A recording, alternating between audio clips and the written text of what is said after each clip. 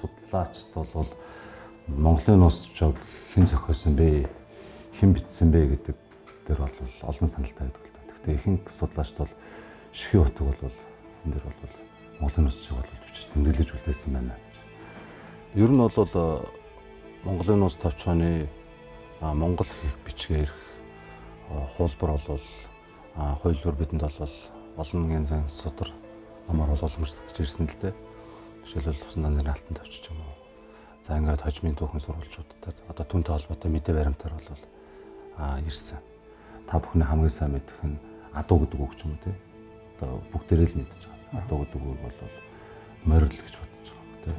Гэтэл Монгол бичигдээс нь харах юм бол адуу гэдэг нь бол адгуус гэвэл бид нар зэрлэг амтныг хэлчихэж байгаа. Тий. Адуу гэвэл бид нар тэжээгээр амтныг хэлчихэж байгаа. Тэгээд одоо биднэрт бол адуу адуулах гэдгээр л бидэнд үлдчихэд байгаа тий.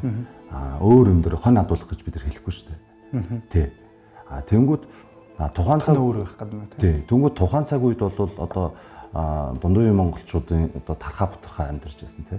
Тэнд бол одоо Монгол зарим одоо өөр газар бол амьдарч байгаа Монгол угсаатны хил аюулгууд бол энэ адуулах гэдэг үг нь бол яг маллах гэсэн утгаар бол хадгалж үлдсэн гэдэг. Жишээлбэл хорчонгууд бол гахаа адуулах гэж ярьж байгаа. Миний докторийн ажлаа хийж агаад санамсаргүй би нэг ордсын нэг хүнтэй ярьжсэн чинь шор гэд хэлдэг байхгүй. Тэгээ би юу гэж байгаа ингээд гэсэн чинь мэддгүй юм гэж яагаад. Тэгээ би дараа нэг асна өөр хүн асуусан чинь хохин тэр гэсэн утгатай болж байгаа байхгүй. Ер нь бол Юан Чао Миши буюу Юаны нууц түүх гэдэг нэр бол угаасаа монголчуудын нууц түүх юм байна гэдэг нэрийг бол гэж доотлолт нь бол гайлгсан хожмын судалгаанд бол гарч ирж байгаа ажил л да. Монгол хэлний багш гэдэг бол монгол хүүхдийг монгол хүүхд болгож өгч байгаа. Тийм мэрэгчлэлтэн маш том ачтай усуд.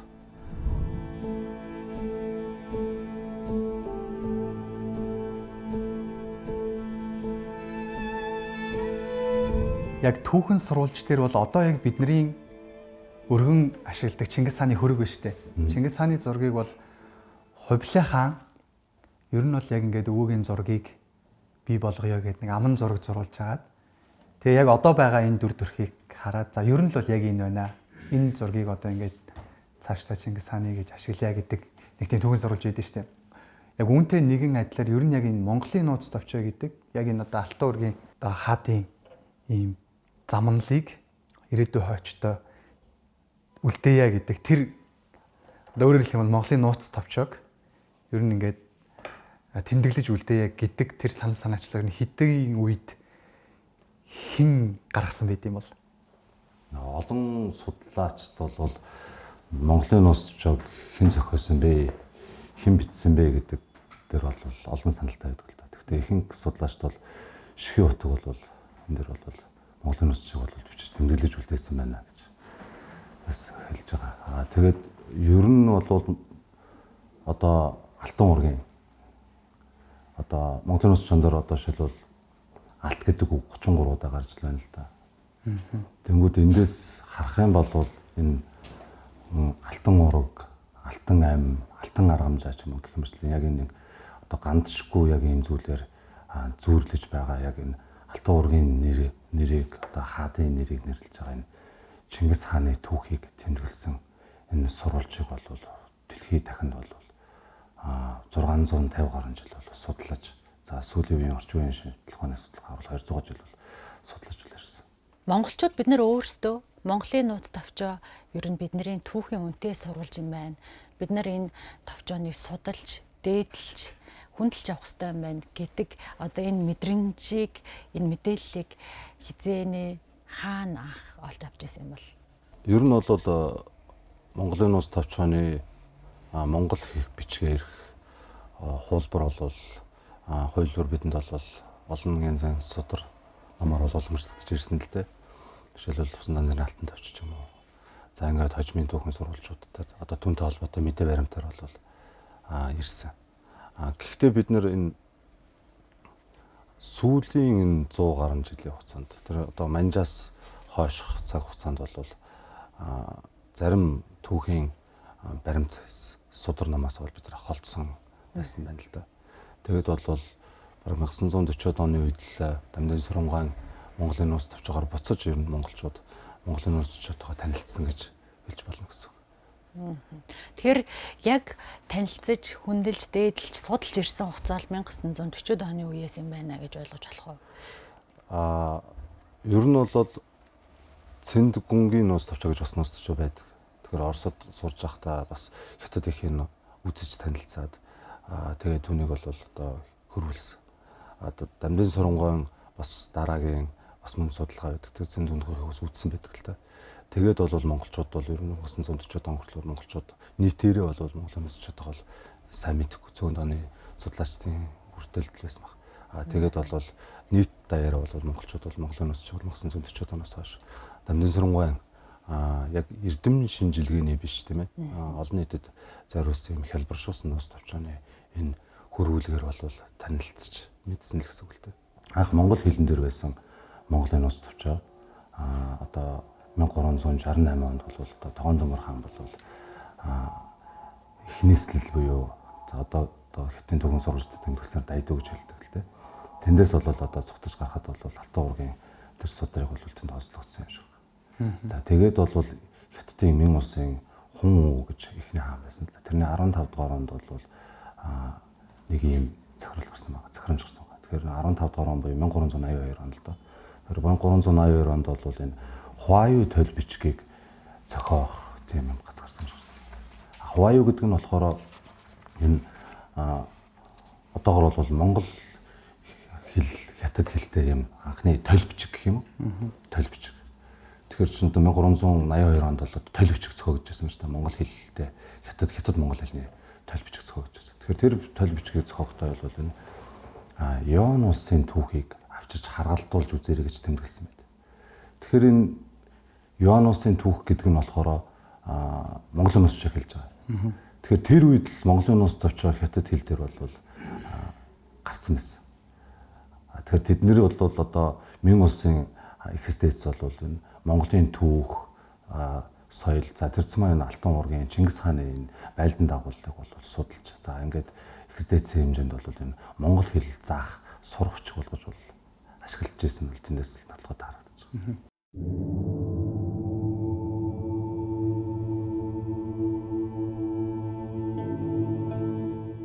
Сурвалж судлал гэхээр ер нь яг ямар судалгааны чиглэл байдаг юм бэ? Дотор нь юу багтдаг? Ямар салбарууд багтдаг? Тийм, сурвалж судлал гэхээр том л доо. Одоо farmer source гэдэг бүр том. Тэгэхээр энэ сурвалж судлал нь өөрөө ингээд үзэх юм бол бидний одоо олдож байгаа археологийн дурсгалуудч дээр хэдүүлгийн зүйлүүдч дээр бичиг соёлуудч дээр магадгүй уран зурагч дээр өөрөө ингээд цаг үедээ судлагдах юм болоо сурвалж болоо явчихна л да. Яг миний хувьд бол нөгөө хэлний энэ буюу хэлний энэ сурвалж судлал тал руугаа. Тэгэхээр энэ монголчуудын энэ бичиг үсгээр үлдээсэн түүхэн энэ баримт бичиг дээр бол голцоо ажиллахыг бол хичээдэг. Тэгэхээр энэ Монголын нууцч бол үүний нэг адил Монгол бидэнд үлдээсэн бас нэг сурвалж ч юм уу те. Гэх мэтлэн одоо 13 дугаар зууны үед бол энэ 307 онд шилбэл Бул төмөр сайд байж байгаа бол энэ дөрвөлжин бичгээр энэ дахимдуу бичих гэдэг зүйлийг бол нэг гүнзгий сургаалтай байсан. Гүнзгий сургаалаар уламжлагдчихсан энэ одоо хятадын ачлалт ном журмын тэр сургаалыг бол монгол хэлэнд орчуулж дөрвөлжин бичгээр гаргаж ирсэн те. Тэр нь одоо Бээжингийн хааны ордонд хадгалагдаж идэг ч юм уу те. Жишээлбэл нэг ийм ном байгаа. Тэгээд энэ ингээд монгол бичгээр ингээд бичсэн. 307 онд тэгээд энэ зарим зүйлийг ингээд хятадаар бичсэн ч юм уу. Энэ ингээд одоогоос бол 700-аад жилийн өмнө л одоо жишээлбэл яасан бэ шүү дээ. Орчуулагдчихсан байна. Тэгэхээр манайх өөрсдөө бүтээл, зохиол бүтээл төөрөхөөс гадна монголчууд бол бас энэ гадаад дотоодын бүтээлийг бол сонгодог бүтээлүүдийг бол орчуулж өөрсдийн өв соёлд бол ашигладаг бас тийм боломжтой харагдаж байна л да. Сурвалж гэдэг нь өөрөө дотроо таасаа хэллээ шүү дээ. Маш олон салбарын те хүннээс бас маш олон чадвар маш их цаг хугацаа шаардсан. Тэрэн дотроо хэлний чиглэлээ бариад явахаар чи хэлчин дотроо өөр ам малын бичгийн гэдэг ч юм уу. Тэгмүүтээ эртний бичиг үсээ судлал гээл. Тэгээ би харин таны бодож л юм л да. Чухам яагаад яг энэ салбар руу судалгаа руу сонгож орсон юм бол? Тий, ярил бүр эртнээс эхлэх байх. Ааха. Одоо монгол бичиг Хизэнээс эхлэх үү? Оюутан болсон цагаас эхлэх үү? Бүр тэрнээс өмнө. тийм тэрнээс өмнө эхэлнэ л дээ. 1993 онд 1-р ангид орж байгаа. Тийм тэгэхэд монгол бичгээр хичээл заалгаж эхэлж байгаа шүү дээ. Тийм. Тийм байсан юм уу те? Тийм тэгэхээр нөгөө нэгсгч нөгөө 91, 92, 93 он бол нөгөө ерөнхий боловсролын сургууль одоогоор нэр тухайн 10 жилийн сургуулиуд монгол бичгээр хичээл зааж эхэлчихсэн. Тэгээ 4-р ангиас хэрэл орж ирсэн. Тий. Одоо эсрэгээрээ байж л одоогийн шиг эсрэгээрээ. Тэгээд үндсний бичиг болгоно гэдээ монгол бичгийг яв нэвтрүүлсэн. Тэгээд тэр туршилтын 3 жил явсан л да. Тэр туршилтын 3 жил дээр бол 1-р ангиас монгол бичиг үтсэн хүний нэг. Тэгээд тэр үед бол их тогтолцоотой байсан байгаамаа бас хараад хахад цэцэрлэгийн насан дээр нь тэр монгол бичгийн тэр махбодуудыг зурулдаг тийм зургийн дасгал хийлгүүлдэг байсан байна. Тэгээд би тэрийг санаад байдаг. Тэгээд дараа нь сургуульд орсон чинь монгол бичиг зааж эхэлчих. Монгол бичгээр цагаан төгсгөлийн баяр ээж эхэлж байгаа шүү дээ. Тэгээд ер нь яг миний одоо ангийн багшаас гадна миний хамгийн яг амьдралын багш бол миний эмээ байсан л да. Тэг ингээд одоо тэр үед гарсан чамаа өгш нөгөө энэ кириллээр ингээд галиглаад ингээд бичсэн нөгөө талдаа монгол бичтэй тэр монгол бичгийн сурагчгууд байсан л да. Тэгээ тэр сурагчийг өөрөө үзээд эмээмэн сурагч байж та бас сурагч сурж ирсэн үү те. Одоо цэргийн хүн шүү дээ. Тэр цэргийн хүн бичиг үсэг мэдэхгүй. Одоо монгол бичгийг би сайн мэдэхгүй. Манай хүн ч бол одоо кириллийн л боловсралтай хүн. Тэгэхэд эмээмэн өөрөө сураад өөрөө сурагч болоо надад миний хичээлийг давтуулж тэгэд хичээл зааж. Тэгээ монгол бичгийн бол анх одоо монгол бичгээр л одоо амлуулж өслөө гэдэг шиг. Одоо монгол бичгээр л одоо анх үсгээ тавьсан гэсэн үг л. Тэгээд тэрнээс хойш яваад мэдээж юуны багш бол сайн байсан. Монгол хэлний багш минь Эрдэнэцэг гэдэг сайн багш байсан. Тэгээд хүмүүн бичиг сонин 6-р ангиас бэлдсэн л дээ. Тэгээд 6-р ангид бэлдээд үндсэндээ хүмүүн бичиг сонинд тухайн жилд 2003 онд юм байна. Тухайн жилд их олон бүтээл ирснээс шүүгчдийн бүрэлдэхүүнд бас нийцсэн болоо гэж боддtiin. Тэгээд одоо чамагш тэр үед нөгөөх нь их сургуульд урилгаар орж ирэх тэр юг тавьж өгч байгаа. Чомогш бол шагнал гардуулах та. За хүмүүн тэг мэрэгжлээ сонгохдоо ирээд уулзаараа гэдэг чинь. Тэгэхээр тухайд бол одоогийн манай энэ бүтцсэн Монгол хэл хичээлийн техник бол Монгол хэл соёлын сургууль гэдэг том бүтцтэй байсан. Тэгээд тэр сургуульд бол 8 9 анги байдаг байсан л да. Олон ангиуд байсан. Тэгээд тэр бүх ангийн хуваар ирж байгаа надад. Тэгээд за хичээлдээ бас мэрэгчлээ сонгохын өмнө чамаагчтай орж уулзаад за 1 цаг гарan чамаагч бол нэлээд сүнс. Тэгэл эргэлт буцалтгүйгээр энэ Монгол бичигтэй холбогдоод энэ бичиг үсэг ер нь энэ хичээлтэй холбогдсон ажил руу бол орсон. Тэгээд магистр бакалавра төгсөөд цаашаа магистрт суралцаад тэгээд доктор суралцаа тэгэл энэ зам руу эргэлт буцалтгүй орсон л доо.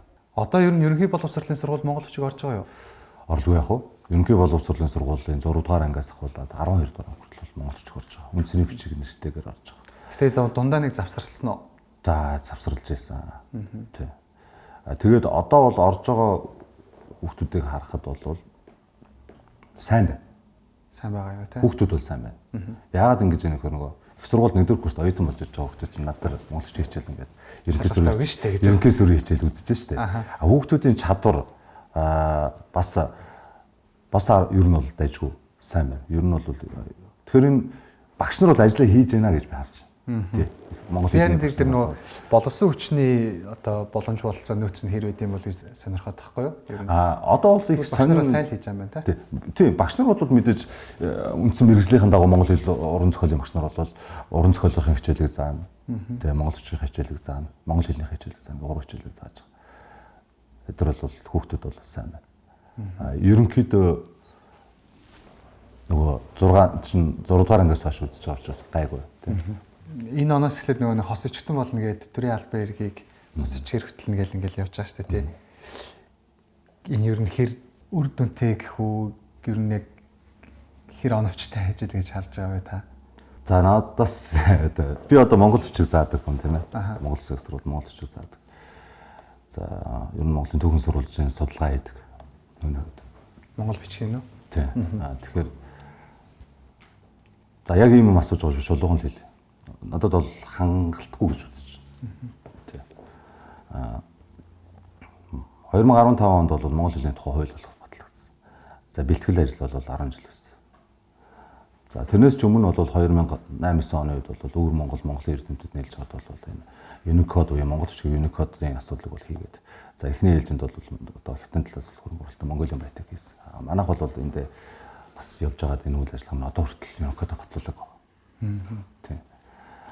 Гэтэл тэнд Unicode батлуулаад үндэсний Монгол бичгийн платформ, чат, тэгэл төлбөр тооцооноос гараад одоо бүр хэрэглээ өдөртмийн хэрэглээ академик төвшөнд хүртэл ингээд технологи хэмэл оюун ухаанд тулгуурлаад ингээд ашиглаж байна. Бид өнөөдөр энэ нэг хэрэгжүүлэх ёстой сургалт судалгааны байгууллага бол ажиллаа хийгээл явж байгаа. Жишээлбэл манайх бол хичээлээ заагаал явж байгаа.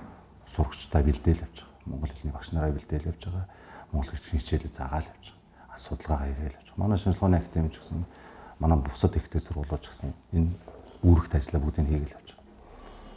За энийг хэрэгжүүлэх ёстой байгууллага бол энэ ажлыг бол хангалтгүй байсан.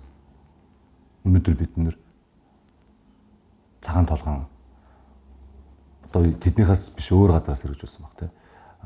Цагаан толгоон аппликейшнээс өөр юм байхгүй. Тэгээд хөрвүүлэх систем ярьж байгаа. Хөрвүүлэх систем бол мэдээж бизнесийн ч юм уу орон зай байгаа тохиолдолд бизнес байж шүү дээ. Тэгэхээр энэ хэрэглээний бизнес орон зай байгаа учраас энэ бизнесийн салбар бол энэ дэр хүч төрөн орж ирэх зөв боловсрол компани бол өндөр технологид орж ирж байгаа шүү. Хэмэл оюун ухаанаар тулгуурсан үндэсний платформ дээр хийж байгаа шүү. Хөрвүүлж байна. Сайн ч хөрвүүлж байгаа шүү.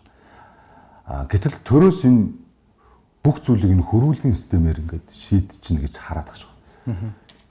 Тэгэхээр бид нэр Монгол бичигдэн хүмүүс бэлдэх гээд байгаа мó технологид суурилсан хос бичгийн хэлбэрийг олох гэдэг юм уу? Би ойлгохгүй. Тий.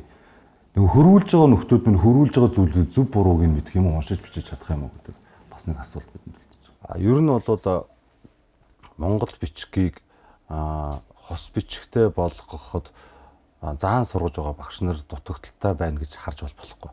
Болохгүй. Тий. Яг тэгэхээр Монгол улсын бүх одоо ерөнхий боловсролын сургууль болон хувийн болон улсын ерөнхий бол одоо сургуулиудад бол монгол хэл уран зохиолын багш нар бол байгаа.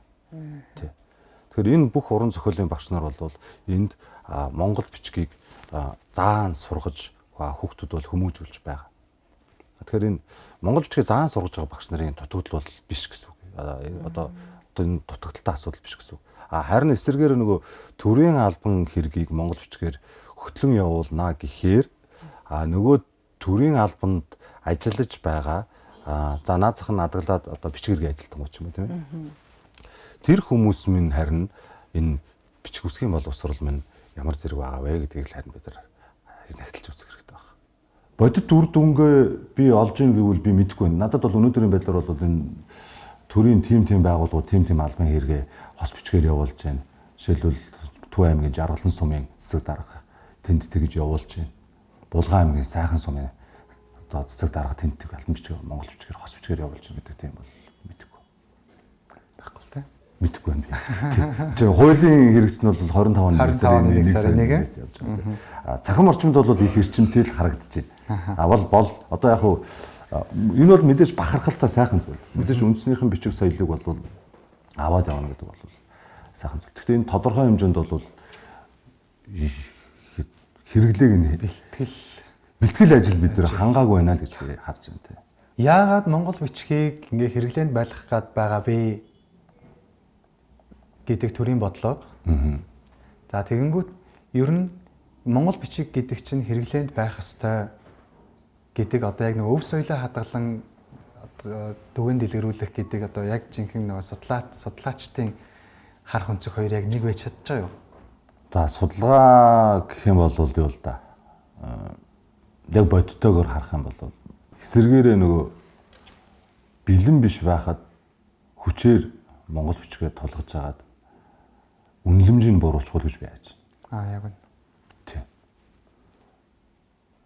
Тэрнээс нэш бол хэлний судлаач заан сургаж байгаа багш хүний хувьд бол монгол бичгээ төрийн бичиг болгоод ашиглаад явна гэдэг бол сонирхолтой сайхан хэрэгтэй. За багш нарын хувьд бол ингээд нэг дутагдаад байсан юм бол байхгүй гэж та өөрөө хэлж штэ. За тэгвэл үнэлэмж нь хэр байдаг юм бол одоо монгол хэл бичгийн уран зохиолын багш нарыг бэлдээд гаргаал байдаг. Тэгээд яг ажлын байран дээр очиод ч юм уу.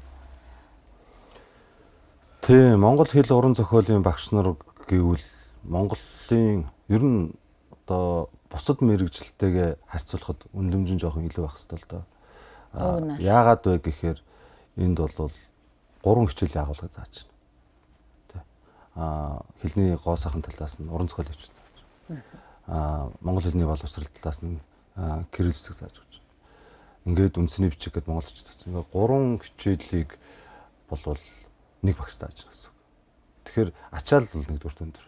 Монгол хэлний багш гэдэг бол монгол хүүхдийг монгол хүүхд болгож өгч байгаа. Тийм. Мэргэжилтэн маш том ачтай улсууд. Тэгэхээр энэ улс гэлтгүй ер нь дэлхийн бүх улсын энэ хэлний багш нар бол нэгдүгээрт үнэлгээ нэх өндөр байдаг. Уугуул хэлнийх нь багш нар үнэлэх хэлгээ нь өндөр. Хоёрдугаар төрөөс их үнэлдэг. Тэгэхээр манад энэ үнэлэмж нь жоохон эсрэгээр яваад байгаа юм бодулаа гэж би харж байгаа. Тэрнээс ш мэдээж бол мэргэжил болгоно л өөр ингэсэн даваа талтай. Мэргэжил болгоно ч гэсэн биднэрт мэдлэг олгож байгаа. Энд чинь гэхдээ нэг бодлын ингээд нөгөө сэргээж байгаа процесс шүү дээ тий. Тэгтээ тэргүй ингээд ашиглагдах болцсон. Ашиглах бараг ингээд шаардлагагүй юмыг дахид сэргээж ингээд хэрэглээнд байлгах хэрэг байгаа мó гэж байгаа харж байгаа бас нэг үнцэг байгаа хэл та. Энэ үнцгийн юунд та нэг зөвтгөл хэлвэл хэрэглээнээс гарцсан гэвэл олон бичиг үсэг хэрэглээнээс л гарсан. Буцаагаад өөрсдөө хайхаар бичиг үсгээ сэргээж авдаг улс төрийн тогтолцоож байгаа. Тийм түүхүүч зөндөө байгаа бидэнд. Бид нар бол нэг тийм холдоогүй л дээ 45 он гэт чинь өнөөдөр 80 жил тийм 80 жил бид нар төр орхисон. Тийм төр орхисон. Гэхдээ төр орхихдоо бүр орхиагүй тийм ээ. Төрийн хүндэтгэл ёслолын хэмжээнд бол бид нар тогтмол авч явж байна. Бид нар хуулиндаа монгол бичгээр төрийн тамга монгол бичгээр байна гэсэн тийм юм бол байхгүй шүү дээ. Гэтэл төрийн тамга өнөөдөр хүртэл монгол бичгээр л байгаа л ирсэн. Тэр хүндэтгэл ёслолын арга хэмжээнд дээр бол бид нар байнга л авч явж байна. Энэ хэрэг бидний энэ оюун санааны үед бол хүндэтгэлийн байр суурь бол тогтмол байгаа. Тэгэхээр энэ бэлтгэл ажиллаа л бид нар маш сайн хийх юм бол энэ технологи хэмэл оюун ухаан хөгжсөн энэ цаг үед бол энийг бид нэр хийх боломжтой. Хоёрдугаарт бид нар өчнч байна гэж. Тий. Бидэнд бол үндэсний хэмжээнд бол энийг хэрэгжүүлэхэд хангалттай багш нар нь байна. Одоо ерөнхий боловсролын монгол хэл уран зохиолын багш нарт гарын авлага чиглэл өгөхөд болж байна. Судалгааны салбарууд дундаас яг хэл шинжилгээний салбарт одоо би ингээ бодохоор дандаа ахмад эрдэмтэд судлаачид миний мэддэг хүмүүс байгаад байгаа байхгүй. Тэгэхээр яг энэ хэл шинжилгээний салбарын судлаач эрдэмтэд маань хэр залууж чинь залуу үеэ хэр бэлтгэж чадчих байгаа вэ? За одоо бол мэдээж одоо дэлхийн ихтэй сургуулиуд нэлээд нээлттэй тэтгэлэг хөтөлбөр судалгаа шинжилгээний салбаруудыг өргөссөн тэмдэглэлээр болж байна л да. Тэгэхээр энэ хэл шинжилгээний салбар дээр бол гадаад дотоодод олон залуучууд, олон улсад бол бэлтгэгдэж байна. Манайхаас тийм. Тэгэхээр ерөнхий энэ хэл шинжилэл хэлний судалгааны салбар бол харцсангуй бас залуу хойч үе минь бэлтгэгдэж залуужж байна гэж бас харж болно. За мэдээж бол ахмад эрдэмтэд минь бол бидэнд зааж зөвлөж чиглүүлж ирсэн. За гэхдээ одоо харахад бол манай тэнхэм жишээлбэл би одоо тэнхмийнхэн хамгийн залуу багштай орно тий. Тэгэхээр энэ нийгэм хүмүүнлэгийн судалгааны салбар тэрсмаа их сургуулийн багш болно гэдэг бол бас тодорхой хэмжээнд бол нас бас эрдмийн зэрэг цоллон лугаа жоохон явж өөрийн гэсэн бодол, өөрийн гэсэн судалгааны одоо үзэл баримталтай болж жагаад орж ирж байгаа юм болов эсвэл бол тэр хандлага дээр нь илүү их баримталж шалгуур тавьж үздэг юм болов уу гэж би харж байгаа.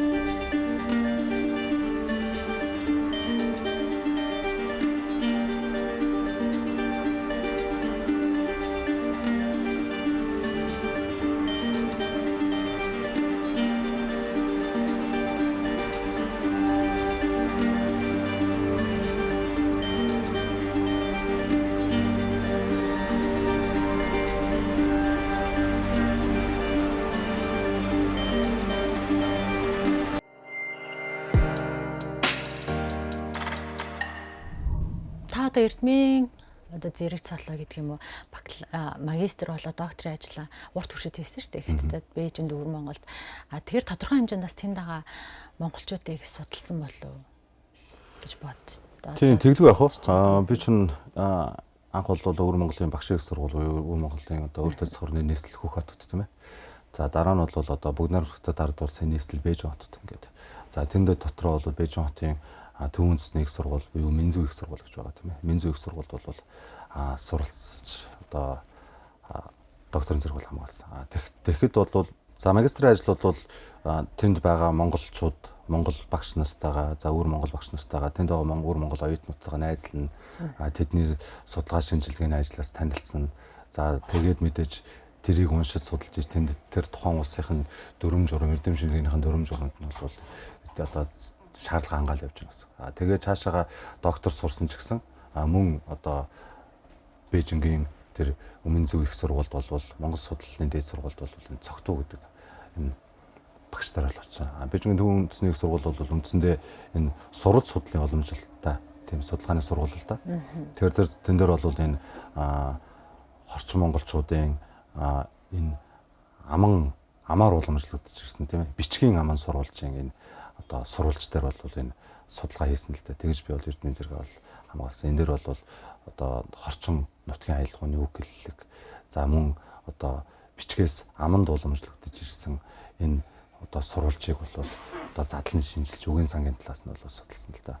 Зарим хүмүүсийн би яриа сонсч л байсан л да. Өөр монголчуудыг бодох юм бол монгол хүчийг өдөр тутамдаа хэрэгэлдэг, монгол хэлээрээ хамаагүй зөв ярьдаг, монгол үгийг зөв ашигладаг гэдэг ч юм уу тийм даваа талтай л хүмүүс ярьдаг л яриа би сонсч байсан л да. Та хүнтэй хэр санал нийлэх вэ? Бүхэл газар хэл өөрийнх нь төвшөнд бол хувьсан өөрчлөгдчихдөг. Тий. Тийм учраас тэд нар бол монгол хүчгээ бол хэрэгжилж байгаа юу хэрэгжилж байгаа. Тэр бол үндэ. Би тэн дээр бол маргахгүй. Өдөр тутмын хэрэглээндээ хэрэгжилж байна. Академик сургалтандаа хэрэгжилж байна. За тэнд бол монгол хүчгээр гардаг эрдэм шинжилгээний сэтгүүл ном бүтээлүүдч байж байна. За тэр бол болж. Гэтэл тэдний хэл аялгау, манай хэл аялгау хоёр манайх хоцроод тэднийх төрүүлээд эсвэл бол тэднийх хоцроод манайх төрүүлээд байгаа юм байхгүй. Зүгээр ер нь бол хэл болвол тодорхой цаг хугацаанд бол өөрийнх нь одоо өөрөө бол хувьсаж өөрчлөгдөж байдаг. Тэгээд тэр зүй тогтлоо бол хадгалж авч явна, зарим нь хадгалж авч үлдэхгүй. Тэгэхээр энэ цаг хугацааны ирэхээр бол энэ Монгол угсаатан маань бол олон газар тархан суурьшиж байгаа. Тэгэхээр энэ тархан суурьшиж байгаа монголчууд зарим цаг хугацаанд тэр салсан цаг үеийнхэн хэлний бүтцийг аваа салж байгаа. Тэндээ тэр цаг хугацаанд тэр бүтцээрээ одоо байж байгаа. Зарим нь бол хит олуулаа монголчууд нэг дор байдаг учраас харьцангуй нөгөө бусад хэлний нөлөөлөл орох нь харьцангуй бага учраас бид нэр ч юм уу одоо төрүүлж одоо хувьсаж явж байгаа ч юм уу тиймэрхүү. Ер нь бол хэл бол тогтмол хувьсдаг зүйл л дээ, өөрчлөгддөг зүйл. Жишээлбэл та бүхэнд хэлэхэд бол энэ агуул гэдэг үг байна тийм ээ, уул гэдэг үг байна тийм ээ. Бид нар бол халахад бол уул гэж ярьж байна. За өөр монголч гэсэн уул гэж ярьна. Гэхдээ бид нар бол агуулга гэж ярьдаг тийм номны агуулга, юмны агуулга гэж ярьдаг. Гэтэл энэ хоёрыг бичгээр монгол бичгээр агуулга гэж адилхан бичиж үгэн үндс нь адилхан байна. Гэвл өөр монголд бол түүнийг уулга гэж хэлж байгаа. Тэгэхээр тэд нар бол нөгөө урт их шиг үүсгэж байгаа тэр зүй тогтлог бол зөв авч явж байна гэсэн. Бид нар харин агуулга гэдэг дээр гацсан гэсэн үг байхгүй. Гэхмэчлэн ингээд олон зүйл байж болно л да. Та бүхний хамгийн сайн мэдэх нь адуу гэдэг үг ч юм уу те. Одоо бүгдээрээ л мэдж байгаа. Адуу гэдэг үг бол морил гэж бодож байгаа те.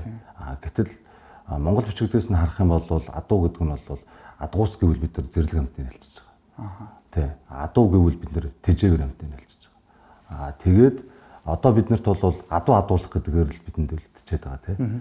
Өөр юм дээр хон адуулах гэж бид нар хэлэхгүй шүү дээ. Тэ. Тэнгүүд тухайн цаг өөр байх гэдэг нь тий. Тэнгүүд тухайн цаг үед бол одоо дундын үеийн монголчуудын одоо тархаа бутархаа амьдарч байсан тий. Тэнд бол одоо монгол зарим одоо өөр газар бол амьдарч байгаа монгол угсаатны хил аялгаунд бол энэ адуулах гэдэг үг нь бол яг маллах гэсэн утгаар бол хадгалагдчихулсан гэдэг. Жишээлбэл хорчингууд бол гахаа адуулах гэж ярьж байгаа. Тэгэхээр тэр дундын үеийн монгол хэлний үгийн утгаараа бол байж байна гэсэн үг. Тэгээ түүнтэй ижилхэн нуус төвчөн дээр бол байгаа л да. Хон адуулах одоо одоо тэмээ хадгалах ч юм уу ингээ байж байгаа. Тэгэхээр энэ яг хожим бол энэ мал гэдэг энэ төрөг гаралтай үгний одоо энэ хөрөнгө суудахтай л үг л дээ. Тэгэхээр тэр хөрөнгө нь монголчуудын хувьд хөрөнгө нүүдэлчтэй үед бол мал л байна л да. Тэгэхээр тэр үгийг л манайхан хөрөнгө олгож л аваад тэгээд маллах мал гэж нэр үгсгэл ингээл явсан байна л да. Тэр шиг тийм үгнүүд бол нэлээд их байгаа. Хадуулах гэхэлэр тэгэхээр яг шууд утгаараа юу гэсэн үг вэ? Маллах гэсэн үг. Маллах. Маллах гэдгийг хадуулах гэж ярьдаг гэсэн. Тийм зөндөө шүү дээ. Одоо ингээд авилга ч юм уу тийм ээ гэдэг үг Монголын төсчөн дээр гарч байна л да. Үнчтийн авилга гэдээ гардаг тийм. Тэгэхээр нөгөө дайн байлдаанд одоо их өндөр бас цол хэрэгмтэй тийм дайн байлдаанд бол одоо нас орсон тийм баатарт бол энэ гэр бүлд нь бол тэтгэл өгч байгаа юм л да. Одоо тэтгэмж мэгтэй өгч. Өнөөдөр бол манай авилга гэдэг үг чинь эсэргээр тийм одоо ажил хэргийн бүтээхэд л өгж байгаа шүү дээ тийм. Дэлхийд дахинаа бол жишээ нь за шашин дээр ингээл аваад үзэх юм бол Есүс Христ гээл тэгэнгүүт түүний одоо харьцуулттай байх юм бол одоо манайхаар бол нууц тавчвал бие бэлч гэдэг юм уу тийм. За тэгэл баруун итгээд зорчсон ч гэдэг юм ингээл улс олон болгон дээр бас нэг яг нэг юм за түүхийн сурвалж гэх цаашаа. Гэхдээ ямар таа ч ингээд бас нэг тодорхой хэмжээний үнд цэнтэйгээр ингээд үнэлэгдсэн ийм номнууд байна л та тийм. Яг түүнтэй нэгэн адилаар ер нь Монголын нууц тавчаа гэдгийг дэлхийд дахинд яаж хэрхэн хүлээж авдаг вэ? Жишээ нь бид бол одоо жишээ нь Библийг бол окей энэ бол одоо хорвоо ертөнцийг ингээд үүссэн цагаас ахуулаад Есүс Христийн яг ингээд дэлхий дээр ирдэг яг тэр ингээд түүхэн замлыг ингээд харуулж байгаа бас нэг юм одоо түүхэн сурвалж гэх цаашаа тийм ер нь тэгж хүлээж авдаг шүү дээ. Гэтэл тэгвэл дэлхийн улс орнууд Монголын нууц тавчааг яаж хүлээж авдаг?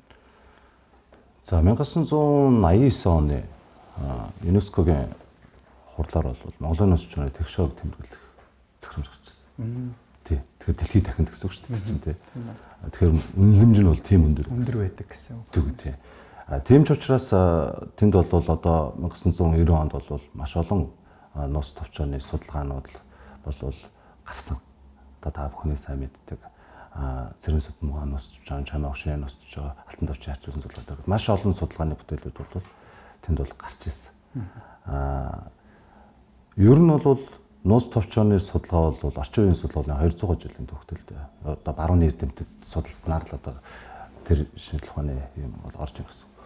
За ингээд энэ хугацаанд бол өнөөдөр бол дэлхийн 33 хил дээр бол орчуулагдаж дэлхийн маш одоо олон газар бол энэ орчуулгадгаас гадна судалгааны эргэлтэд ирж байгаа. Тэгэхээр энэ яг чаргагүй монгол хэлийг судлан суралцж байгаа ямар ч хүн Монголын нууцчуудаа таарлахаас аргагүй. Танд яг энэ тал дээр таймтай тоо байж магадгүй гэж бодож байгаа учраас асууж байна л да. Яг Монголын нууц тавчааг судалдаг хичнээн орны гэдэг юм уу, хичнээн тооны эрдэмтэд байдаг юм бол. Яг ажлаад үзэхэд тийм. Олон ажлууд хийгдэж байна. 2016 онд Монголоос бол гаргасан дэлхийд төгссөн Монголын нууц тавчааг бүтээл гаргасан. Тэнд бол хэдэн мянган нууц тавчаанаас бол шигшиж нууц тавчаа гаргасан. Энэ бол нууц тавчаа гэдэг Монгол судлалын ертөнцид бие даасан нэг судалгааны чиглэл болсон. Тийм учраас энд нууц тавчааны олон салбар хугтгуунаар бол олон талын судалгаануудыг бол хийж байгаа. Тэгэхээр яг энэ талаар бол нэгтгсэн тоо баримт бол сүүлийн жилүүдийн нууц тавчаа цуглуулдаг хүмүүс бол энэ тоо баримтуудыг гаргаж ном бүтээлүүд эмгэгдэж байна л да. Өөрийн хувийн цуглуулга нэг бол эмгэгдэж хэвлүүлж байна. Нэг бол одоо Бүрвжав гэдэг манай одоо судлаач эрдэмтэн байсан. Тэр хүн бол одоо Монголын нууц зүйн ном зүйн бүртгэл гэдэг ном хөсгөл гаргасан байдаг. Одоо бол бас өвөр Монголын их сургуулиас бас Монголын нууц зүйн том ном зүйн бүртгэл гарч байгаа юм байна. Гэхмэчлэн Монголын нууц зүйн энэ судалгааны тойл бичгүүд хүртэл гарч ирж байгаа. Тэгээ ямар хүмүүс түүхэндээ яаж судалж ирсэн гэдэг бүр ийм том хэмжээний судалгааны одоо орон зайг эзэлсэн судалгатхан болсон учраас өөрөө яг тэдий гэж хэлэхэд бол хэцүү байна л да. За ингээд дэлхийн түүхийг судалдаг бас томоохон эрдэмтэд ч гэсэн явж л 13 дугаар зуун дээр очиод бүхэл бүтэн нэг зууныг одоо монголоор овоглогдсон энэ Хэзэн Чингис хааны тухай судлах шаардлага гардаг. Тэгэхээр тэр хүмүүс яг чаргагүй нууц тавчаатай бол золгохоос өөр боломжгүй болно гэсэн үг л дээ. Тийм учраас энэ үнэлэмжийн хувьд бол дэлхийн тэр томоохон сонгодог зохиолууд за түүхэн том сурвалж баримт бичгүүдтэй зэрэгцэх үс хэмжээний том байранд явдаг нь бол 1989 оныхаа чаргаж байна. Өнөөдөр ч гэсэн монголчууд бол нууц товчооныхын тех шоуг тэмдэглэсэн олон улсын томоохон хурлуудыг хийж байна. За Монгол улсын одоо төр засгаас ч гэсэн одоо Монголын нууц товчооныг дэлхийд өгсөн Монголын нууц товчоо дэлгэрэнгүй тайлбартай нууц товчоо гэдэг нууц товчоог бол энэ олон нийтэд сурчлан таниулах ажилтар бол анхаарал тавьж байна л да.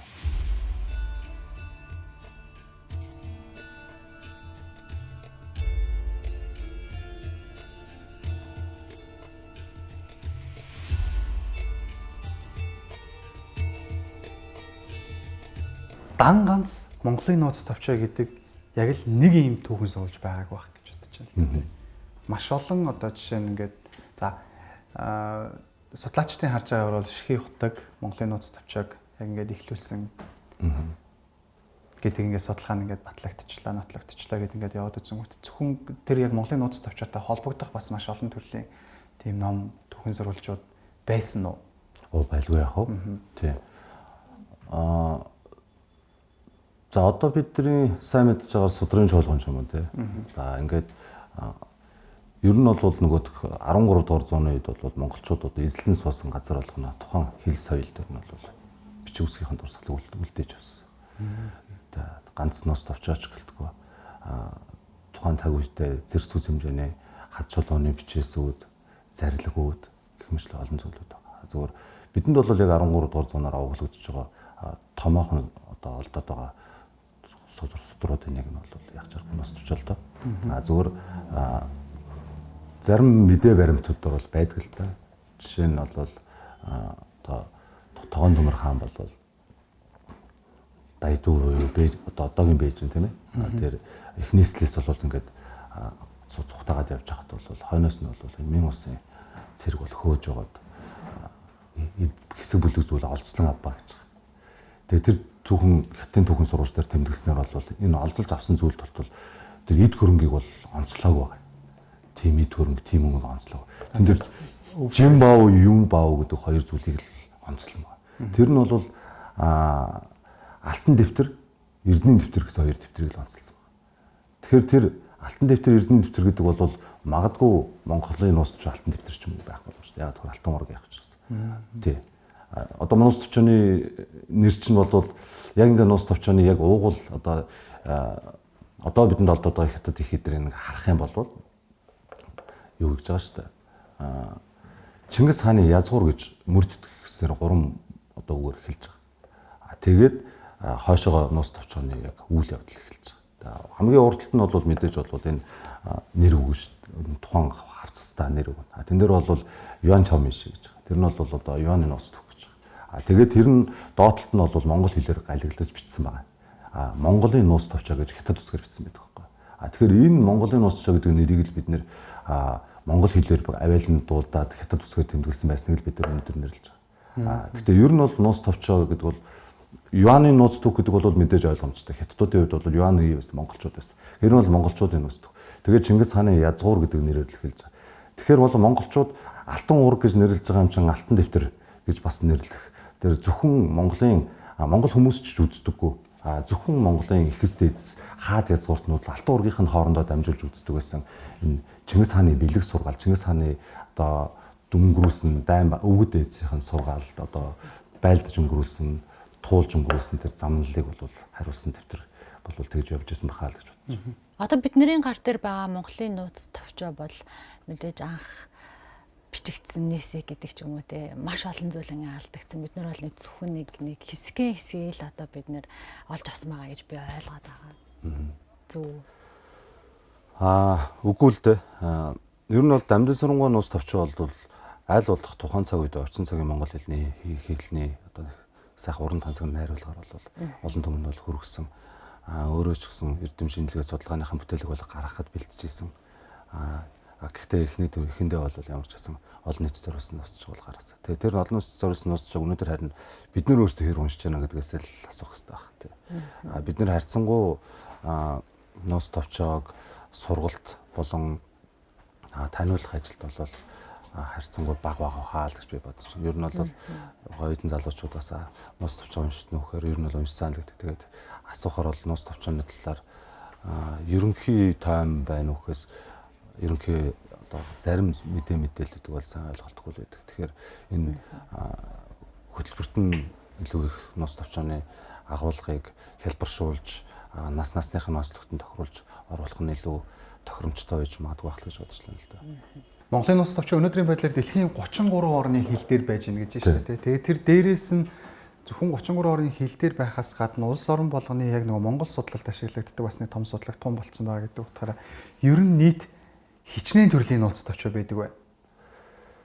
За одоо ч тэрний тоог бол хэлэхэд бол хэцүү байна. Яг тийм товтогдсон тоогоор бол хэдэн мянга гарал мянгаар тоологдох. Одоо нууц товчоо судлаачд бол судлаачдаас гадна нөгөө одоо энэ чинь бас нэг удаан хугацааны судлагдсан болоод ингээд ирсэн учраас энэ эртний ном эдл болоод эхэлчихлээ шүү дээ. Тэгэхээр энэ эртний ном эдл цуглуулагчдын галт бол манад хэдэн мянган нууц товчоо байдаг л да. Одоо жишээлбэл бүхэл бүтэн нууц товчооны зөвхөн ном хэвлэлээр, бар хэвлэлээр музей байгуулсан байна чинь. Тий. Жишээлбэл өвөр Монголд бол Шилийн голд бол энэ нууц товчоо судлалын нууц товчооны цуглуулагч нэг одоо хөгшин байсан. Тэр хүний ном бүтээлэг бол Шилийн гол бол худалдаж авч ингэж музей байгуулсан. За өвөр Монголын их сургуульд ч гэсэн бас байж байна. За ер нь бол одоо бүгд найрамддаг тав тусвал манай өвөр монголчууд бол нууц товчооны цуглуулагч бол ихтэй. За манайх ч гэсэн цуглуулагч ихтэй. Одоо энэ бүрэг жавгаа байсан. За ингээд одоо манай энэ түүхийн чиглэлээр ажилладаг Понсугга ч юм уу. Монголд бол нууц товчооны цуглуулга бас хийдэг хүмүүс нэлээд. Одоо надад зүгээр миний судалгаандаа л ашигладаг нууц товчоонууд гэхэд одоо надад бол 100 гад нууц товчоо байж юм чинь тийм үү те. Тэгээ бүгд өөр өөр үг. Тий өөр хүмүүсийн өөр талаас судалгааны олон талаас бичсэн. Би бол голцоо сурвалж бичиг хэлний талынхааных нь судалгааг одоо сонирхон судалдаг учраас зөвхөн надад сурвалж бичгийн талаас нь хэлнийхэн талаас нь зүгээр миний гарын дор ашигладаг нууц товчоонууд гэвэл нэг 100 гад нууц товчоо ажиллана л да. Монголын нууц товчоог дэлхийд дахин түгээх, таниулах, судлахын яг ач холбогдол амин сүнс нь юундаа байна? Ач холбогдол бол маш том. Мэдээж монголчууд тусгаар тогтносон улс үндэстэн өөрсдийн түүх соёл, хэдий ч нэ бичгийн соёлтой, бичгийн соёлоороо утга зохиол, түүхийн соёлтой гэдгээ бол тэнд бол дэлхийд дахин таниулна гэдэг бол дэлхийн оюун санааны өв санд бол маш том хувь нэмэр оруулж байгаа гэж харж байна гэсэн. Энэгээр бол үнэлж баршгүй гайхамшигтай л да.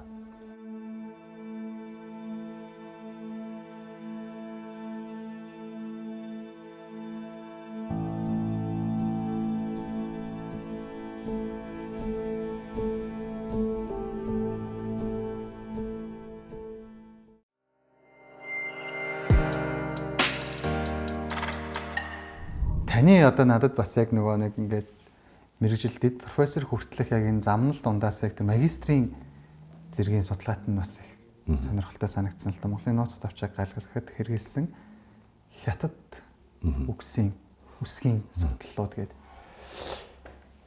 Энэ одоо жишээ нь юу гэдэг нь та зүгээр яг нөгөө нэг багшийнхаа үүрэг даалгавраар гэдэг юм уу иймэрхүү одоо сэдвүүдээ ингэж сонгосон юм уу эсвэл та яг өөрөө сонгосон юм. Яагаад энэ Монголын нууц товчоог гайлгахад хэрэгэлсэн хятад үсгийн судал гэдэг юмыг сонгож авсан юм бэ? За одоо их сургуулаа төгсөөд одоо Монгол Улсын их сургуулийнхаа Монгол судлалын өрөөлөнд ажиллаж байлаа л да. Эрдэм шинжилгээний ажилт хийгээд. Тэгээд тэр үед бол өвөр Монголын их дээд сургуулиудад бол хятадын засгийн газрын зүтгэл олгож гэлсэн. За тийшээгээ ингээд одоо залуу хүүхдүүд магистр доктор сурах боломж нэгдсэн л да. Тэгээд тэр үед бол би бол одоо нэг хоёр анги байсан. Тэгээд нэг нь болохоор хятадын цөөн тонд үндэсний хэл утга зохиол гэдэг нэг анги байсан. Нөгөөх нь болохоор эртний монгол хэлний судал гэдэг анги байсан. Гэхдээ энэ ч одоо эртний монгол хэлний судал чинь надтай ойрхон юм биш үү гэд би энийг ингээд сонгоод сонголт хийсэн юм шүү дээ. Сонгоцсон чинь нөгөө өвөр Монголын их сургууль руу бүх их сургуулиас очижсэн оюутнууд очиж. Би ганцаараа өвөр Монголын багш их сургуульд очижсэн. Тэнд чинь анги нь бол хоёр өөр нэртэй үндсэндээ бол адилхан л байсан байлаа л дээ. Тий. Тэгээд аз завшаанаар бас өвөр Монголын багш их сургуульд болвол одоо Гардий гэдэг том дундуугийн монгол хэлний судлалын одоо өвөр Монголын Думхааны агуун судалгаа, дундын монгол хэлний судал гэдэг гэх мэтлэн Монголын нус чанарын судал гэх мэтлэн томоохон судалгаанууд их хийдэг. Одоо Гарди гэдэг том профессорын удирдлаганд бол очсон л да.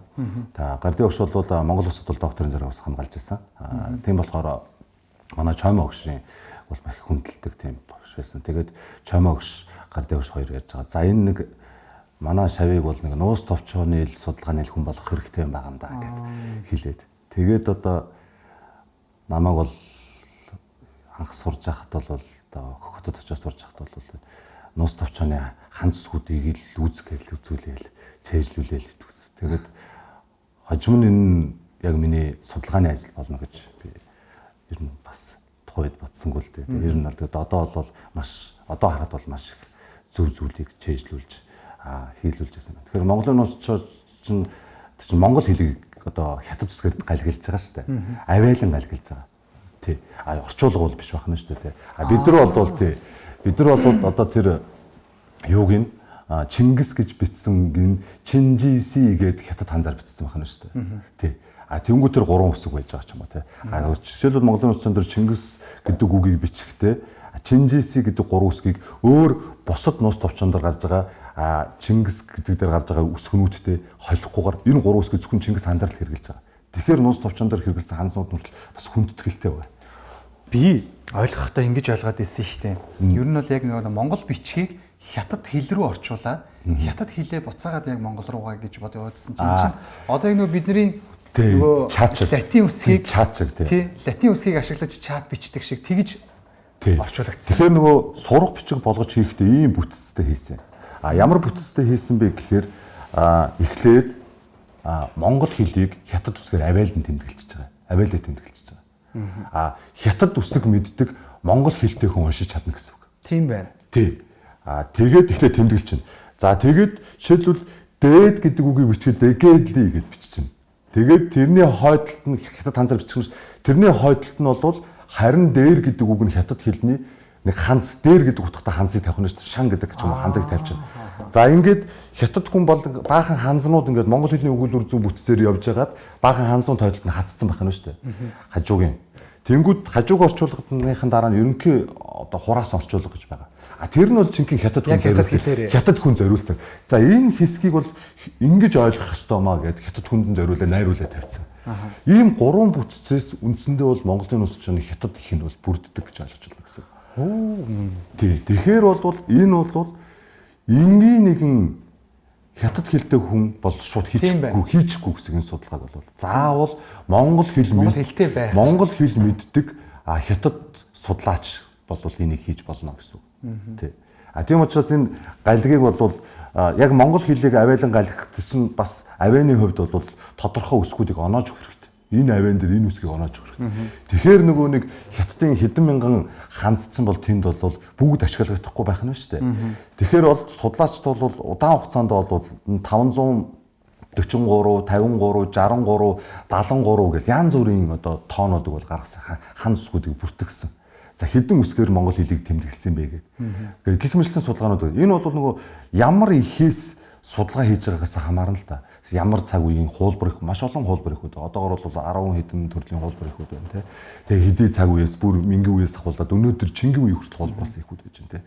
Тэгээд энэ хуулбарсан их дотроос ямар ихийг баримтлсан бэ гэдгээс нь хамаарад бол энэ ханзны тоглолт харилцаа хөдөлгөө. Би бол жишээлбэл энэ Гүгончин гэдэг хүний ихийг бол баримтлаад бол би 582 ханзыг бол бүртгэж гаргасан. Одоогор бол одоо нуус товчооны ханзны тоонд бол одоо их нь болж байгаа. Гэхдээ энэ нөгөө миний их гэдэгтэй биш. Нөгөө миний барьсан ихэн дээр л тэгж таарч ирэх гэсэн. Тий. Тэгэхээр аль ихийг хүмүүс барьсанаас хамаарна л гэсэн. Хинийд ер нь хичнээн ханзтай юм гэдэг. Харин 582 үсгийг л ашиглаад монгол хэлийг энэ 12 бүлэгдгийг л тэмдэглэсэн баг. Монгол хэлээр тэмдэглэсэн. Тэгээд галглахтаа чи янз бүр байгаа. Жишээлбэл ингээд би түрүүн тэр товчон гэдэг үгийг хэллээ шүү дээ. Монголын нус товчон. Гэтэл энэ Монголын нус товчон гэдэг дээдлэлт нь хятад үсгээр монгол хэлээр ингээд галгалцсан байж хаа. Тэн дээр тоочаан гэж бичсэн байгаа. Тоочаан, уншвал тоочаан гэж бичсэн байгаа. Гэтэл тэн дээр б үсэг байхгүй байна шүү дээ. В юу? Тий. Яагаад тэгэхээр энэ б үсэг байхгүй байна вэ гэхээр тэр нэрийг хожим өгсөн байгаа. Нуус товчог галгалахад ашиглаж ирсэн хан зүсгээ ашигласан бол тэр дэвсгэр үсгийн зарчмаа тэнд баримтлах хэрэгтэй байсан. Тэр зарчмаа баримтлаагүй болохоор энэ хожим энэ хуулбарлагч нарт энэ нэрийг ер нь бол Юан Чао Миши буюу Юаны нууц түүх гэдэг нэр бол угаасаа монголчуудын нууц түүх юм байна гэдэг нэрийг бол гэж доотлолт нь бол гайлгсан хожимын судалгаанд бол гарч ирж байгаа ажил л да. Яг судалгааныхаа ажлын явцад мэдээж нэг шин зүйлийг олж мэдэх ч юм уу шин зүйлийг судалж таних гэж л тэр судалгааны ажлыг хийж байгаа ш тий. Тэгэнгүүт таны хувьд яг өөрт чинь ингээд шинээр мэдэж авч ирсэн ч юм уу олж харж ирсэн сонирхолтойс нэгдсэн тэр судалгааны ажлуудаас сонирхолтой. Тий, судалгаа хийх байтугай ном уншихад хүртэл шин зүйлийг мэдэж авдаг шүү дээ тий. Тэгэхээр цагт болгон тутамдаа л шин зүйлтэй танилцж. Алхам тутамдаа л ер нь шин зүйлтэй. Шин зүйлтэй бол алхам тутамдаа бол шин зүйлтэй бол танилцж байгаа. Тэгэхээр энэ тэр болгоныгаа харин өөртөө яаж багтааж авах уу гэдэг бол өөр асуудал болж байгаа. Тэгэхээр би бол зөвхөн нэг жишээ ярил л да. Миний докторийн ажлаа хийж байгаад санамсаргүй би нэг Ордсын нэг хүнтэй ярьжсэн чинь шор гэд хэлдэг байхгүй. Тэгээ би юу гэж байгаа ингээд тэгсэн чинь мэддгүй мө гэж яваад. Тэгээ би дараа нэг асны өөр хүн асуусан чинь хохин тэр гэсэн утгатай болж байгаа байхгүй.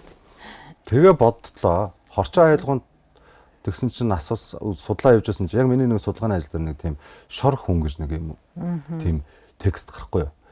Тэгээ энэ юу гэсэн утгатай юм болоо гэд үзсэн чинь шор хүн гэсэн чинь бас одоо юм долоолгоогүй тийм ээ одоо ямарваа нэгэн тийм одоо юм хишиг аваагүй тийм хүнийг шор хүн гэж. Одоо үнзэнд бол хохирсон хүнийг хэлж байгаа. За энэ бол нууц төвчнөр бол гарч байгаа. Одоо нөхөр шорлогдоо гэдэг үгээр гарч байгаа. Тэгэхээр энэ бол монголчуудын эртний уламжлалаар бол энэ ангийн хишгээ шорлож одоо нэгэндээ хишиг хувь тараадаг тэр уламжлалтай холбоотой. Тэгээд шорноос өгж байгаа шүү дээ. Тэрнтэй холбоотой. Гэтэл энэ нь явсаар байгаад юу яасан бэ гэхээр энэ Монголд бол шор гэдэг үг нь бол шорлог болсон баг. Шорлдог тийм шорлог болсон. Юмыг яаж байгаа. Тэгээд бидэнд бол яг тэр энэ юмыг нөгөө хувааж өгдөг тэр уламжлал бидэнд бид нар одоо ямар байгаа юм бидэхгүй нь одоо орон нутгаас байдаг баг.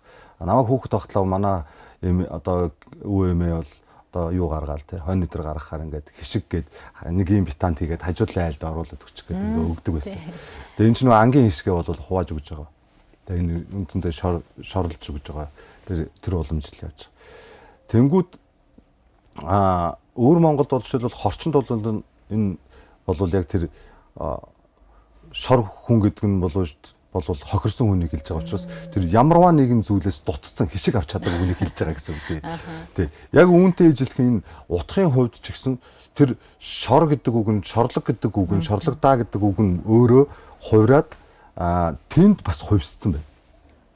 Одоо өөр Монголд тий хувьсаа зарим нь бүр залуучуудын хиллэг болоод шорчин өдр гэж хэлчихэд ингээд ерөөчөө явж штэ тий хогчин гэж хэлчээ явж байна тий. Гэх мэтчлэн ийм сонирхолтой баримтууд бол гардаг л да ер нь бол тий. За Монголын нууц тавчаа бол Монгол бичгээр Монгол газар нутаг дээр ингээд бичигдсэн гэдэг одоо түүхэн зорилжуулал ингээд батлагдчихад байгаа. Гэтэл бид нар яг нөгөө орчин цагийн судалгаандаа ингээд юу гэх юм бол тэр чинь хятад хэл дээрээс бид нарт олдож дахиад хятадууд өөрсдөө Монгол руу орчуулсан. Тийм. Тэгээд бодоод үзэнгүүт эн чинь Монгол бичгээр бичигдсэн байж хятад хэл рүү орчиж байгаа. Тэгмүүлээ хятадасаа буцаад ингээд Монгол руу орсон гэдэг тэгэхээр энэ дунд одоо өстэй нөгөө жинхэнэ үг үсэг утгын алдаанууд гарсан биш үсттэй гэдэг бас нэг тийм юу бол байдаг л баг л та тий. Тий. Гарлгүй яах вэ? Одоо жишээлбэл дуудаж өгж байгаа хүн нь ямар аялгаугаар дуудаж өгсөн тийм ээ. Тэр одоо монгол хэлийг дуудаж өгж байсан хүн ямар аялгаугаар дуудаж өгсөн. За тэрийг тэмдэглэж исэн, хан зүсгээр тэмдэглэж исэн одоо хүн нь бас ямар аялалгуутан тийм ээ. Тэрэндээ тохируулж ямар үсгээр тэмдэглэсэн гээл. Эндээс болоод бас нөгөө монгол бичигч нөгөөд дэвсгэр үсгтэй тийм ээ. Дэвсгэр үсгийн дүрмтэй. Тэгэхээр тэр дэвсгэрлэх дүрмийг энэ хятад үсгээр одоо тэр авийг тэмдэглэхдээ оруулж өгөх хэрэгтэй шаардлага гарна шүү дээ. Монгол хэлний онцлогийг энэ хятад үсгэндээ тусгах шаардлага гарна. Хятад чинь тэр ганцхан гимэлж үсэг хэлэх тийм авилбар байхгүй. Нэг үсгийг 7 өөр авиагаар хэлэхэд 7 өөр утгыг агуулдаг гэдэг шиг тий. Тий. Одоо жишээлбэл тэд нар бол заавал одоо баа ч юм уу гэдэг ингээд одоо тиймэрхүү байдлаар хэлнэ гэсэн үг. Тэгэхээр энэ тэрийг жишээлбэл ингээд тусгаж өгж байгаа ч юм уу. Гэх мэт ингээд энэ маш том тийм тогтолцоо, галгийн тогтолцоо бол ажиглагдана. Нөгөө талаараа бол энэ алтан товч гэж лувсан данзаны алтан товч гэдэг. За лувсан данзаны алтан товч бол одоо 1922 онд бол Монголоос олдсон. Тэгээд тэндээс хойш бол Монголын нус товчооны судалгаанд бол их томоохон өөрчлөлт гарсан. За ингээд Чамаа Хошин гаргасан энэ бүтээлүүд ч гэсэн тэнд бол маш олон юмнуудыг яаж байгаа. Тэгэхээр энэ нөгөө сонгомл их гэдэг зүйл одоо гарах хэрэгтэй болж таарж байгаа. Тэгэхээр тэр сонгомл их гэдэг зүйл нь болохоор өнөөдрийг хүртэл монголчуудын гарт Монголын нус товчоотой одоо мэдээ баримтыг цуглуулсан Монголын нус товчоотой дүүцгүүч хэмжээний томоохон сурвалжуудыг бол харьцуулж үг хэллэгийг нь бол тайлбарлаж өнөөдрийн нус товчоноос энэ үг хэллэгийг ингэж ойлгох хэрэгтэй байна. Дан хятад ихтер биш байна шүү дээ. Тэгэхээр монгол хэл дээрээ хадгалагдсан 17 дугаар зууны үеийн түүхэн том сурвалжууд ч юм уу те. За түүнээс хойш Чингис хааны бэлэг сургаалыг агуулсан олон сайхан бэсрэг сурвалжууд тийм ээ. За олон сайхан бас ном зохиолуудаас бол бид нар бол энийг бол нөхөж сэргээх. За ганц монгол хэлээр ч гэлтгүй өөр төвд жишээлбэл араб перс хэлээр тэмдэглэсэн монгол хэлний баримтууд ч байгаа. Дунд үеийн монгол хэлний тэмдэглэсэн. Тэгэхээр энэ одоо ганцхан одоо монголчууд ч юм бол хятад газар иргэшээж исэн биш тийм ээ. Дэлхийн техник иргэшээж одоо нэгэн тугийн дор бол амьдарч исэн учраас тэр олон хилтэн аялгуутан дотор бол өөрсдийнх нь хил аялгууг бол үлдээсэн. Тэгэхээр тэр баримтуудаас бол энэ нус товчоог бол энэ өргөн талаас нь бол харж хилний судалгааг бол өргөжлүүлэх нь бол маш чухал. Тэгээ энийг ч бол 200 гаруй жилийн хугацаанд бол хийхдээ маш сайн судлаачд бол хийсэн. Манай судлаачид хийсэн гадна дотны судлаачид ер нь бол сайн хийсэн гэж бодож байна гэсэн. Би одоо нэгэнтээ яг энэ Монголын нууц товчоос судлалын чиглэлээр бас тодорхой хэмжээний судалгаануудыг хийгээд ажлуудыг хийгээд явж байгаа. Тэгээд бас яг эрдэм шинжилгээний залуу ажилтан гэдэг утгаар би танаас нэг зүйлийг тодруулмаар санагдлаа л да. Жишээ нь ном бол бас яг нэг өөрийн гэсэн нэг утга санааг одоо ялангуяа уран зохиолын номууд бол бас нэг яг энэ бүтээл бол бас нэг хүнд нэг ийм зүйлийг ойлгуулах зорилготой мач гэдэг юм уу те. Тиймэрхүү утга санааг бол илэрхийлсэн байдаг шүү дээ. Тэгэхээр ер нь яг энэ Монголын нууц товчоо гэдэг өөртөө яг ямар үндсэн утга санааг би одоо хадгалж хийдэг тийм ээ. Магадгүй яг Монголын нууц товчоог уншсан хүн ийм зүйлийг ойлгож ухаарах ёстой юм аа гэдэг яг тэр таны одоо бас яг нөө судалгаан дээр ажилласан гэдэг утгаараа таны өөртөө ингээд хүмүүс энийг мэдчихээсэй гэж бодож явдаг тэр зүйл нь юу бол? Тий. Одоо та ямар мэрэгчлээ вэ? Тий. Сэтгүүлч мэрэгчлээ баг. За би хэлний мэрэгчлээ. За би ингээд хэлний мэрэгчлээ хүн би нус товч уншихаар би хэлнийхэн талын зүйлийг л хайж болж байгаа. Та сэтгүүлч мэрэгчлээ учраас энэ баримтыг л хай. Тий. Түүхийн мэрэгчлээ хүн түүхийн үйл явдлыг л хай. За эдийн засгийн мэрэгчлээ хүн бол энэ худалдаа 8 эрхийн хэмжээсэн тэр талаас илүү их баримтууд нь гоё тусах баг. Тэгэхээр энэ нууц товчоо бол тухайн цаг үеийн нийгэм соёлын бүхий л салбарын бүхий л зүйлийг багтаасан ийм цогц түүхэн баримт. Энэ дотор бол ачлал журмын ёсч байна. Ихэс дээдсээ хүндлэх ёсч байна, төрт ёсны уламжлалч байна. Хэлний соёлч байна, уран сайхан зөгнөлч байна. Түүхийн одоо баримтуудч байна.